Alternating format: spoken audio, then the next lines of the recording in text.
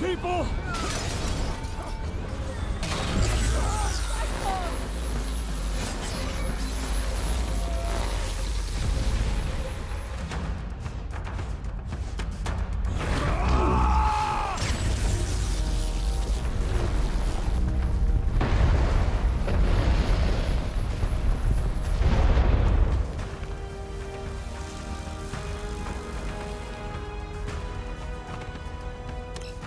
To me, my X-Men.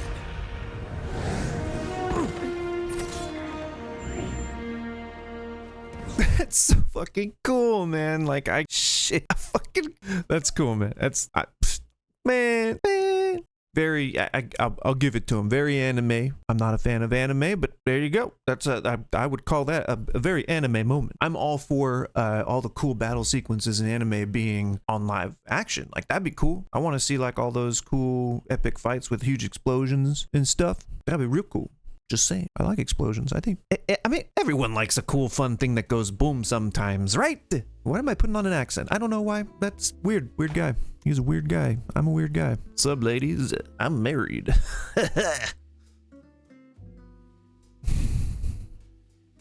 You may notice things look a little different today. Hello, welcome, we're here. First things first, I am using a new camera, and let me know if it looks better or worse. It's feeling worse because I think there's a bit of a weird, like it lags sometimes because I'm using my phone. Spoiler alert. I think the quality's better. I think so. I think the quality's better. I've seen some video, it looks okay. Anywho, I would like to start with an apology. Last video I came out with, I was talking about the trailer for X-Men 97. I think I went on to a whole rant about Hope Summers when I meant to say Rachel Summers. Now, I guess I remembered it also kind of weird, and I had thought that Rachel Summers was Scott and Jean's kid. No, I'm screwing up. I'm screwing up again. I looked it up. Rachel Summers is the character from Days of Future Past who is Scott and Jean's kid and becomes a Hound who Bishop took the place of in the X-Men television series originally. I had forgotten that detail. I went back and I looked at it because I remember hearing that Hope Summers was not their kid. So she's not. My apologies. Hope Summers is actually their adoptive granddaughter, and there's a whole timey-wimey stuff that goes on with that. Probably not something that will ever get discussed in the series itself. We'll find, though, in the middle of this episode that there's a bit of a hint that might tell us that this kid is not either Hope or Rachel. And we may get, and I thought we already got this in the TV series, but I'm getting ahead of myself. Just wanted to apologize for that mix-up, because I know that there's some comic nerd somewhere whose jimmies are feeling a little jumbled. I don't know what here is a sort of live, not live, but bit kind of live. I've already seen the episode, but I'm going to be kind of skimming through it again to get a reminder of the different opinions that I had, as they were many and varied. All good though. It's overall, like, it's a cool series, and I haven't watched episode 2 yet. My wife and I are watching it together, so when she returns home this evening, we will do so. I'm very enthusiastic about the idea of the Trial of Magneto, because that was also a cool comic book series. So yeah, let me get into it and refresh my memory. Feeling weird today, full of piss and vinegar. I see my dog knows it too. First of all, I have to mention that this fucking title sequence is so good. It's so good. There's like a moment where there's like the guitar just like riffs in with the electric little like so good, and it's like it's all updated. They changed they added Morph, and they added Bishop, and all kinds of like just cool little nods and bits, and it's all updated. It's very, very cool. I just got a text. Anyway, the title sequence so good. So I'm ready. Like the second it comes up, I am ready to go. that sounded more sexual in my head than I intended for it, but it wasn't meant to be that way. So I'm not sure if Bo DeMeo is the guy that got fired, but I have to wonder what kind of went on there. Like, I'm sure I think that it was one of those things where there was probably some breach of contract somewhere, and typically if it's for a big newsworthy reason, they will say what that is, but there wasn't much news about it, and as of right now, I'm not sure if there's much developments on that. But it's really unfortunate that your showrunner gets fired just before the release of the flagship show for the nostalgia crowd, you know? But we'll see how that shakes out as the show goes on. So next, it looks like we've got these militia guys who have abducted a young guy named Acosta, which, if you are a comic book fan, you will recognize. They appear to be I don't know if the Human Liberation Front is a thing. That sounds familiar, but those out there who are aware of current social issues would probably recognize this sort of thing. There's a lot of pushback against the kid Acosta saying, I was born this way, and this illustrates a bit of the social commentary and stuff that we are going to expect to see in this. The guy on the right has a mullet, which I take great offense to, because mullets are not villainous themselves. It is the people who wear them who sometimes can be villainous, saying this as a proud mullet owner myself. But so DaCosta says that he's born this way, and the guy with the scar on his face, who I assume received that scar from Wolverine, says, hey, there's the rub, you know, meaning like there's no such thing as a good mutie, there's no such thing as born this way or whatever. Mutie's gotta die, regardless of whatever the case may be. That was my dog sneezing, if you heard that, just saying. And so it seems like we're starting off pretty strong with the social commentary, and I think this may be like a middle finger to, you know, conservatives or the anti-woke crowd to say like, yeah, you know what, you're expecting this, so here you go, choke on it, that kind of thing. And I doubt, honestly, that this is the reason why Bo DeMeo was let go. I don't think that Disney tends to take such drastic action for altruism or for someone trying to speak out against discrimination. I think that they would more so like to part ways with your Gina Carano's or your James Gunn over things they said 10 years ago. And of course, we have the mirror of the first episode where Jubilee is running from Sentinels, and now we have DaCosta who's running from militia types, and the X-Men come to the rescue. They are the hero of the downtrodden. They are the victor over the bad guys who would oppress and who would divide. Of course, it's a black woman who comes and does it. That's right. Reactionaries, choke on it. So here we get a really cool nod to the reality of Scott's powers, because as you may or may not know, Scott is a bit of an anomaly, and I think most of the public who don't read comic books assume that Scott is shooting lasers out of his eyes. Well, that's sort of true and sort of not true. What happens is when Scott opens his eyes, they are basically portals into a dimension that is just made up of this red sort of light energy, and they come gushing out of his eyes whenever because you know, a space filled with something, like it's gonna come out if there's a hole poked into it. Well, this is that sort of thing. I don't know why I put on the voice again. That's pretty weird. So what's cool about it is that it's not actually like a laser. It's not actually like a ray gun or like a heat or pressure sort of thing. What it is a concussive blast. It's basically just energy that is turned into light, and it if anything, I think you could imagine being shot with a garden hose that's shooting pebbles. Like, they'll slam into you and it'll like rough you up super bad, but it's not like a burning lasery lightsaber kind of thing. But we get a cool demonstration of that in Scott using his optic blast to send he and DaCosta into undercover.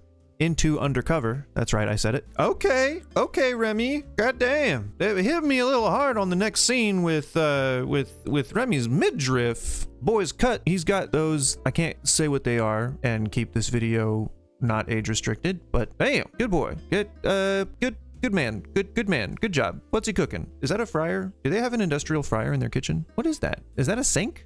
Beignets. He's making beignets, but those don't look like beignets. Those look like pancakes. I don't know what in the Louisiana French is happening, but cause yeah, Gambit has a bit of a mullet too. Hell yeah, mullets are back in vogue. God damn, boy. I mean, God Damn, it's got them. Still I can't say what those are, but if you want to look up what those are, then feel free to. Got me sweating. Jubilee actually looks half Japanese again. Yay!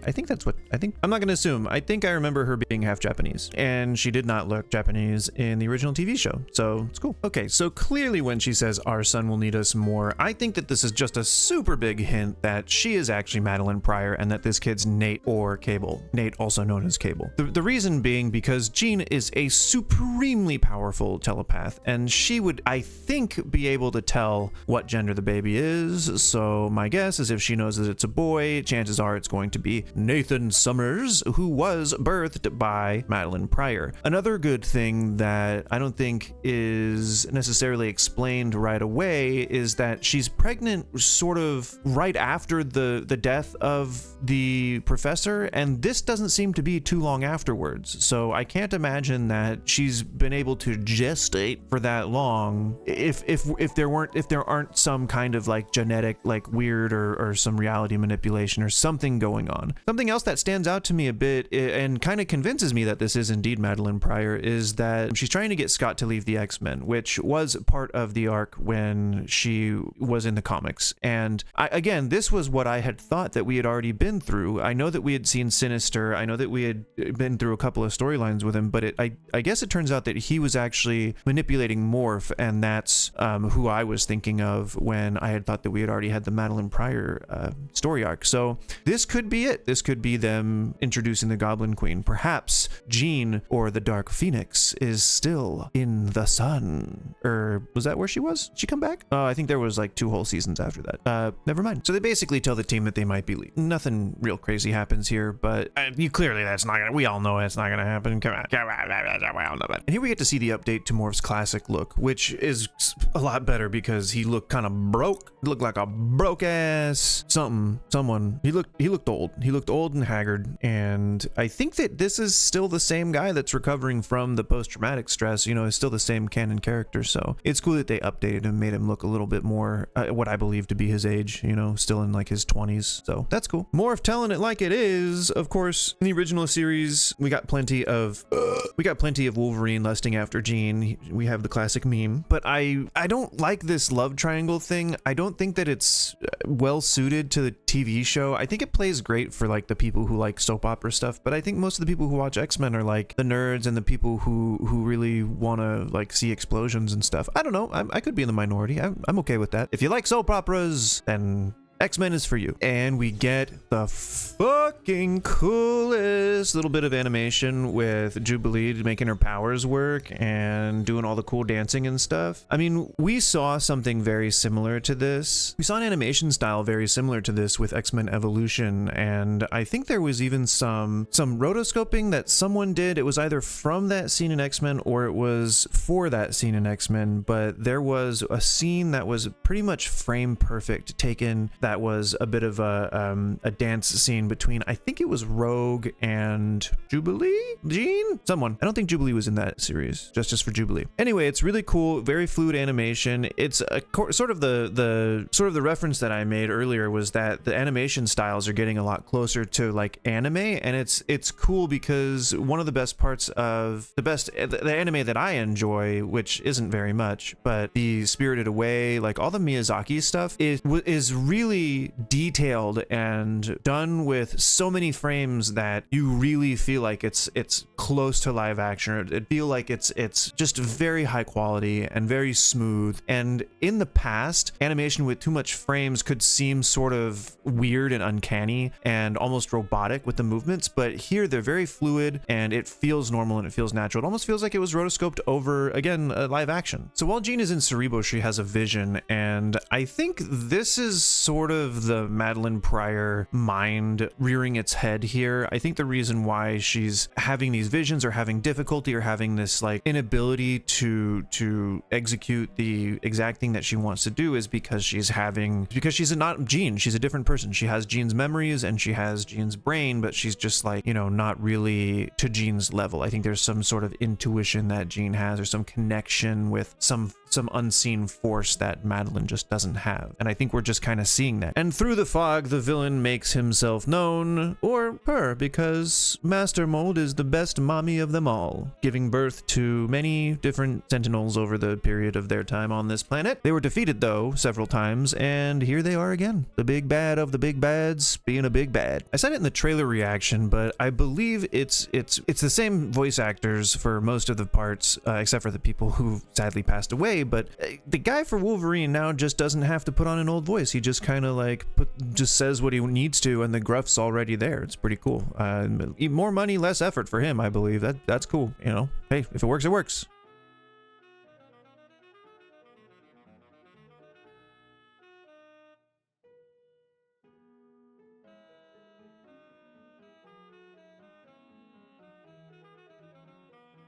And then we get the beginning to one of the most badass Cyclops moments of this entire thing. You know, personally, I hated Cyclops in the original series. I hated him in the comics. I just was not a Cyclops fan. I thought he was whatever Wolverine said he was at the time. Some Boy Scout, some like do-gooder, you know, like Charles Xavier's prized pony, you know, the golden boy, that kind of stuff. I didn't like the Boy Scout. I never liked Captain America. I never liked, you know, Cyclops. I never liked the leaders of the team. I liked the rebels. I liked the Wolverines. I liked the guys who always got traumatized and you know, came back better for it, like Morph. You know, I like that kind of thing, the anti-heroes. But then again, that's edgy and it's cool and everybody's into that, so I guess I'm not in the minority. But still, you know, he does a bit redeem himself, and you know, I think that in this he's much more of a real person than he was in either the movies, like all the movies he's been in. He's just like some statue. In the comics, he's like an ambitious, power hungry, you know, kid who just wasn't told no enough. And in this, he's more of a real person. He actually gives a shit about his team, and he wants to do good by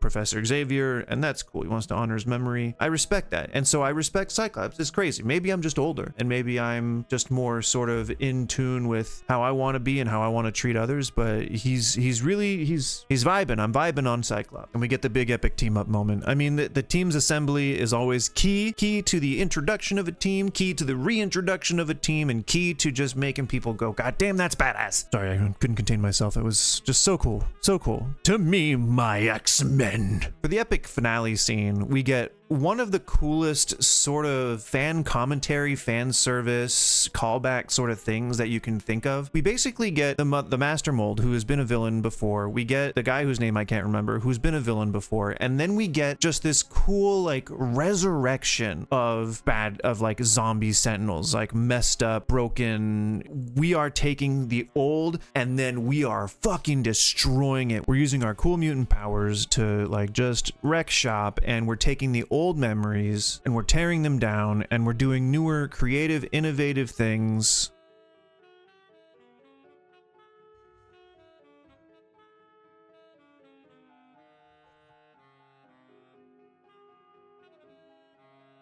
And we're giving each of the heroes a moment to shine. Oh, so badass.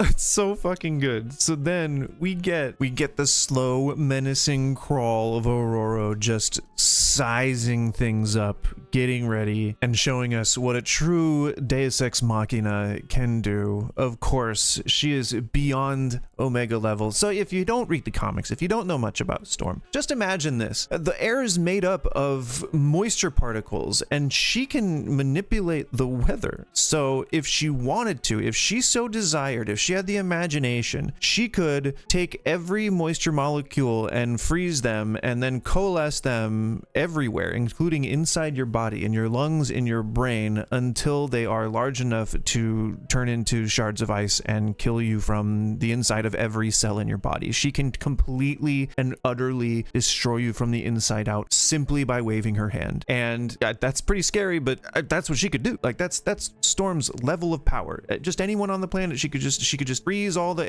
the water molecules in the air. Of course, she wouldn't be able to breathe anymore, but I think she can fly through space. I think she can like generate oxygen or something like that. I don't know. Point is, she's crazy. She's great, powerful, and she is quite the badass. I love Storm. I realize now that I had audio off for a couple of those little clips. It's probably better though. I want to avoid a copyright strike, so And my channel's not big enough for people to notice it, but if it's there, I might as well just kind of keep it, you know, copyright free. I might even cut those down. I'll cut them down because I like you. I'll do that for you. I don't know you. And then we get one of what I think is one of the coolest. Wait, I just said one of twice in rapid succession. I think this is probably the coolest scene where we get the kinetic claws, we get the kinetic bow staff, and then more fucking turns into Blob. I love the callbacks. I love the fact that he turns into Archangel, he turns into you know, Professor X, into Jean Grey, into the Blob. Like, I love that kind of stuff. He's turning into characters that people who are just watching this series for the first time don't know, and it's kind of like a little reference to the people who get it. And at this point, I think these characters are maybe deceased. I'm not sure what happened to Archangel at the end of his arc.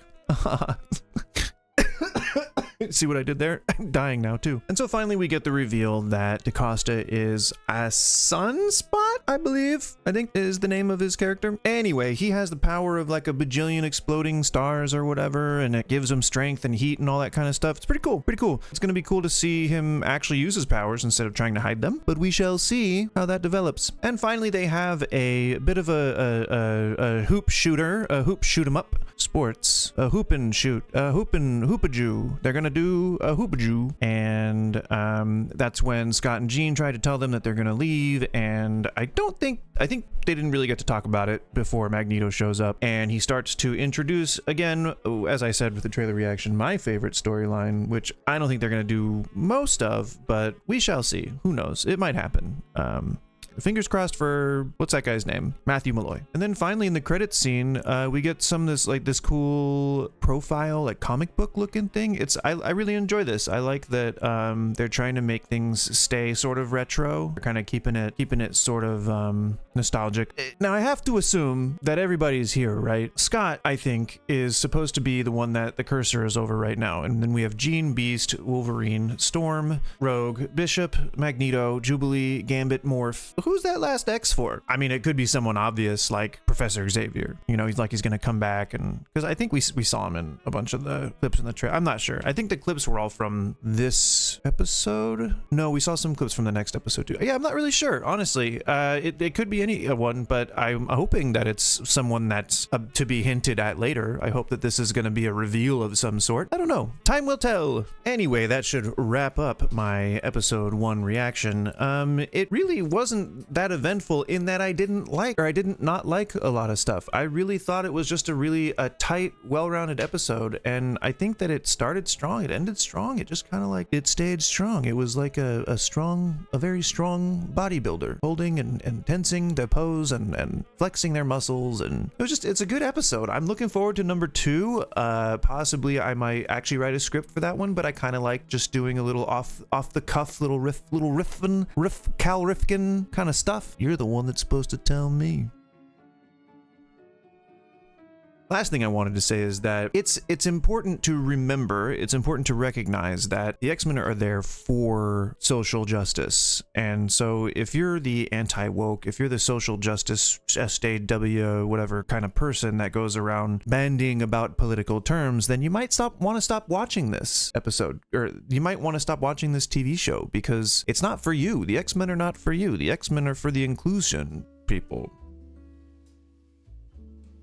They're for the people who like inclusion. They're for the people who are not racist. They're for the people who are woke, who like social justice. So I don't know. I don't know what to tell you. I see how some conservative talking points might be okay in the current modern zeitgeist, but if you're talking about discrimination and if you're talking about rounding people up into camps, there's only one side that wants to do that, and there's only one side that wants to fight against that. So maybe I'm just a dumbass woke lib, but that's how I see it. And if you are a conservative, or if you're conservative leaning, or if you're centering on the fence and you see this show and it makes you feel bad for the people that are being victimized, pick up a book perhaps and or learn about the world today. Just saying, it's there for a reason. It's supposed to be a gateway drug that gets you hooked on the opiate of freedom. I still didn't make drugs sound cool. Stay in school, kids. X-Men is so cool. That's about all I got for you.